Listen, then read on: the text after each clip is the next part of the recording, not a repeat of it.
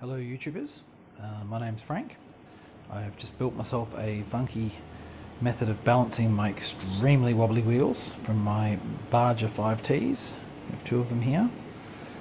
It was getting to the point it was so bad that it was just vibrating pieces off left, right and centre. Wheels were coming off, I was constantly Loctiting everything and it vibrated like crazy. So I looked at what was online and decided it was not very good, so I thought I'd see what I could do.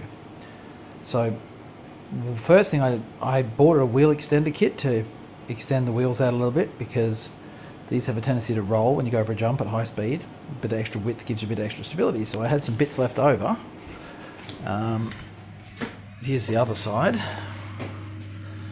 Alright, so really only need this bit.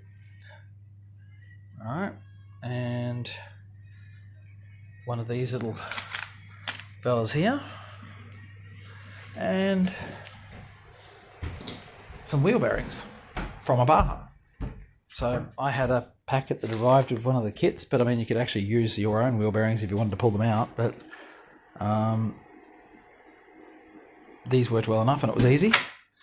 Here's the finished product. I had a piece of old PVC water pipe which I've heated up over the stove. I had a blowtorch but I ran out of gas, so the stove worked well enough. It was faster actually.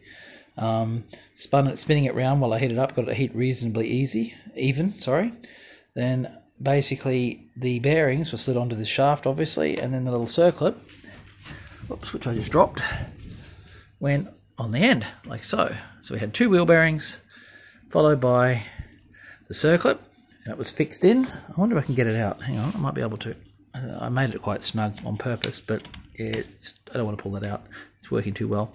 But basically, two bearings on here, the circlip here on the end to hold it on. Basically heat the pipe up and slide those two bearings in to stretch the PVC out. I didn't measure what size it is, but I mean it was standard water pipe. It was smaller, so I heated it up, go to Bunnings or a hardware shop and find your own bit. Anyway, once you had it nice and snug in there, a couple of wire ties to a milk crate, but you could just as easily stick it to a chair or anything else. The only idea is to hold it nice and stable, which works quite well. Alright, so I've got a wheel here that I have prepared earlier, and by prepared I mean removed off my Pride and Joy, and stick that puppy on. It's much harder to do everything when you're holding a phone in your hand. There we go. Put a nut on. I don't know how bad this one is, but if the other side was any indication, it's really bad. Make that nice and snug. Alright, let's have a look.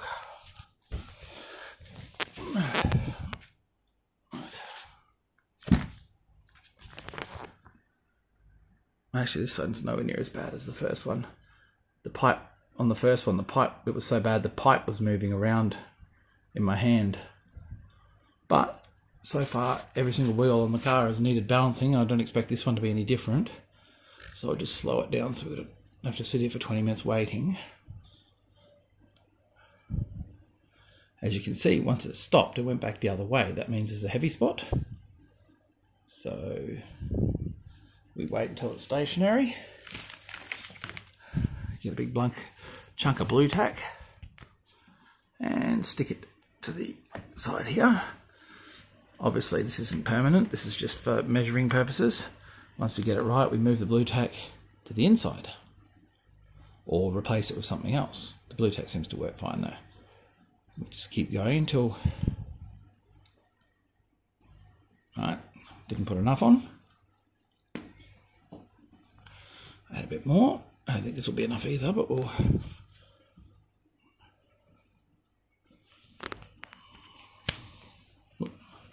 Sorry. Well, actually, we mightn't be that far off. No, it is off. As you can see, it's still gone back to roughly the same position as before. Stick a bigger chunk on this time because I don't want to be here all day. The eventual goal is that it won't ever roll back. Even if you wiggle it round a tiny bit at a time, it won't ever go back which it still is, so we need more. The end result, you should be able to just spin it a tiny little bit at a time, and each time, once the momentum runs out, it stops and doesn't move, which it's still moving.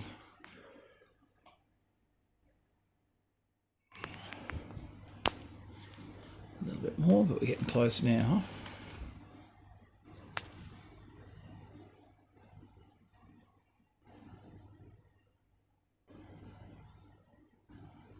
So once we've got it close, you can do it just a little bit at a time.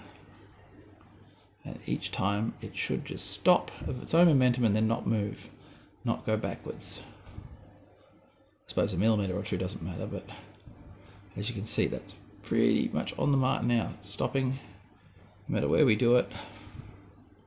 It just stops when momentum runs out. Oh, there's a tiny bit, so it's still a tiny little bit out. So I'll put a tiny little bit more on there. Try again. Oh, that's too fast. Okay, and it just stopped. And it just stopped. I think we're close enough now.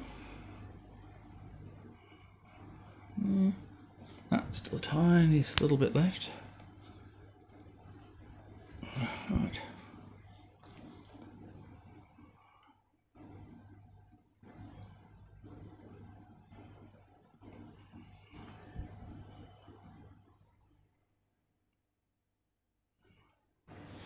You can see by the giant chunk of blue tack that even this one, which wasn't anywhere near as bad as the other, but look how much it was out by.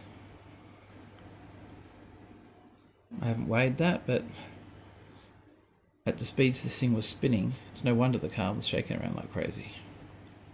And there you go. Once you can spin it a little bit at a time without it moving back or changing position and just running out of gas, out of momentum each time, once you can do that, you've got it pretty close. Take it off the attachment, take the blue tack off it, and either replace it with something the same weight on the inside, or just make the blue tack nice and sticky and smooth it out onto the inside area of that rim where it's out of the way. Centrifugal force is going to try and spin it outwards into the rim more, so it's not going to throw it off. So I just use the blue tack, it works well enough. Once it dries and goes hard, it's not sticky, or dirt doesn't stick to it as much, so it's not an issue in that regard. And it's nice and convenient, easy to adjust when you need to as well. The best part about my little tool is, once you're finished with it, cut the wire ties and stick it in your toolbox. It's just a piece of pipe with a bit of thing sticking out the end. You don't need to treat it gently or, you know, whatever. Just throw it in the toolbox, because you're probably going to need it later. Then just wire tie it back to something else. Pretty handy, and a lot more convenient than threaded shafts and iPhone boxes and bits of wood and all the other stuff I saw. Obviously you'd need a different set for a different wheel set, but I mean, anyone who owns one of these for any length of time has a giant box of spares anyway. So the chance is pretty good you can either buy all this stuff cheap on eBay if you don't already have it, or, you know, go to a track meet or something. Those guys will have pretty much one of everything there, and once you've bought in a wheel extender kit, you don't need the old one anyway. If you've got an old wreck of a car with the same size rims, pull it to bits, use the wheels, the wheel shafts, axles. You know, there's always ways to make it work, and it beats the hell out of fabricating something, and it's very, very accurate, comparatively speaking.